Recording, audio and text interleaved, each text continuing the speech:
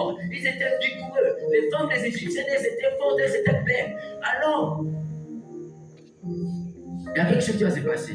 Les femmes des Hébreux, je vous l'ai dit, Israélites. Les Égyptiens, on se dit, si les Hébreux continuent comme ça, là, ils risquent de nous faire le coup d'État. Et puis prendre le pouvoir. Donc, ce qu'on va faire, c'est leur empêcher de faire des enfants.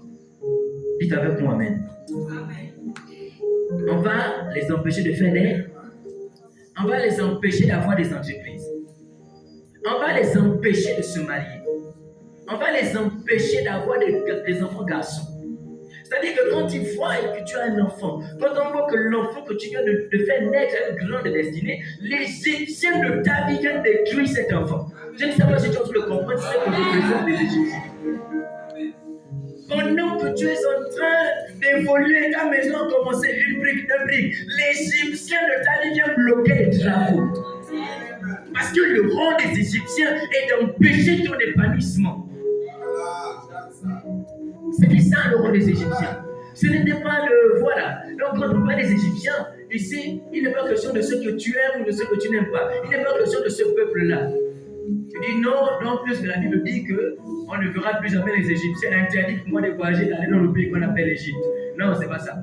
Les Égyptiens, ici, dont il est question, ce sont les forces surnaturelles qui agissent dans nos vies et qui nous empêchent d'avancer.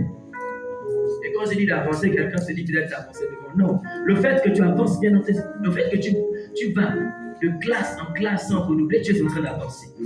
Le fait que quand tu plantes, tu récoltes suffisamment, tu avances. Le fait que quand tu accouches, tu as des beaux, des belles, de beaux et de bons enfants, tu avances. Le fait que quand tu commences quelque part, une entreprise, ça prospère, c'est ça avancer.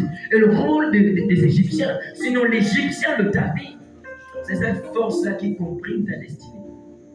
L'Égyptien, c'est cette capacité-là qui tourne autour de toi et te vole ta descendance. Et te vole le fruit de ton labeur. Tu travailles, et tu sens même que non, la fin du mois là, non, c'était trop. Oh, non, là, non. Là, maintenant, je travaille, là, l'argent, là, non. Je vais faire cette chose. Parce que je me suis tellement décarcassé. Je me suis tellement donné pour avoir cet argent. Et te voici, tu touches l'argent. Quand tu touches l'argent, tu as déjà prévu que tu vas acheter la corbeille. Mais les Égyptiens de ta vie arrivent et t'empêchent d'acheter la corbeille.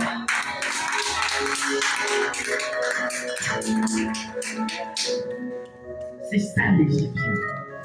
L'Égyptien, ce n'est pas cet être physique-là, cet homme qui ressort de cette nationalité ou de ce pays qu'on